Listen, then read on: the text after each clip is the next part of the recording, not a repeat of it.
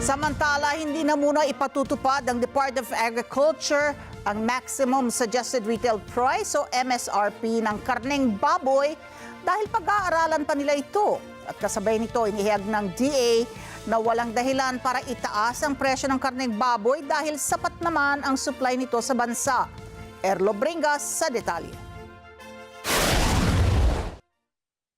Plano na din ng pamunuan ng Department of Agriculture na magpatupad ang maximum suggested retail price ng mga karne ng baboy sa Marso dahil sa patuloy na pagtaas ng presyo nito.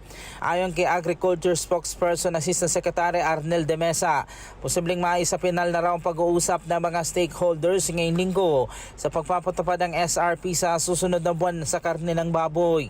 Wala pang presyo kung magkano pero maaari daw mas mababa ito sa 400 pesos kada kilo, sabi ni De Mesa.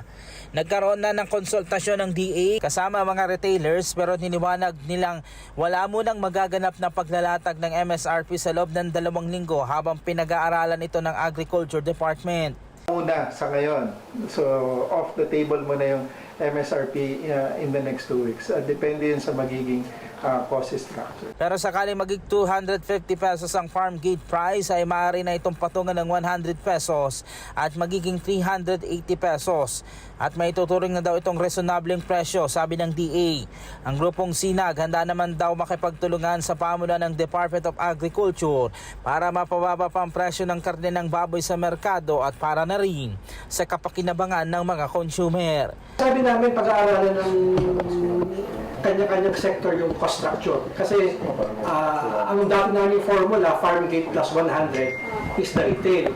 Marami ng pagbabago yung, from 2 years ago, that was our formula din. So baka tumaas na sa 100, yun ang sisilipin ng lahat. Kaya in 2 weeks time, babalik lahat para makausap ng DA individually na yung sector. And then, take it from there ngayon kasi pag sinabi namin farm gate plus 100, baka hindi na siya ang totoong magre-reflect sa retail. So, we're giving everybody a chance na ano talaga dapat lang yung gastos nila until we arrive at magkano yung retail price. Wala ding rason magtaas ng presyo ng baboy dahil sapat naman daw ang import ng pork supply. Kaya walang rason na itaas ito sa 400 pesos per kilo. Kung ganun yung kataas, syempre tatanungin namin saan galing ang baboy. Pag sinabi nila na ganito yung kuha, kanino kinuha yan, di ba? Madali mo ma-check ngayon dahil ang gusto kasi ni Secretary kung mapapababa ang presyo without issuing MSRP at nagkakasundo lahat ng stakeholders ng hog industry, so much the better for everyone. Samantala, iniimbestiga naman ng DA yung mga traders na nananamantala sa presyo ng karne ng baboy. Matatanda ang una nang nagpatupad ng DA ng maximum suggested retail price sa mga bigas para sa pagpapababa pa ng presyo ng kada kilo ng bigas. Itutuloy naman ng DA ang pag-iikot sa mga palengke o price monitoring para makita ang presyuhan sa baboy. Patuloy kami mag-iikot kasi nga halimbawa yung nakita natin na mayroong na high price na 450, 480 talagang sobra yun.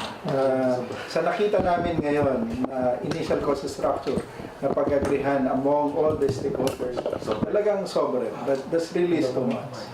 So, pwede na namin punahin yun. Ano na yun, talagang, actually, konti lang naman yun. Actually, nakita namin 450 talaga yung mataas eh. Pero mataas pa rin yun. Talagang sisitahin na yun. Erlo Bringas para sa Mata ng Agila, matatag, matapang, matapa. Maraming salamat sa inyo pong pagsubaybay sa Mata ng Agila Primetime. Para malaman ang matatag, matapang at matapat na mga balita, i-follow lamang at mag-subscribe sa @Net25 TV.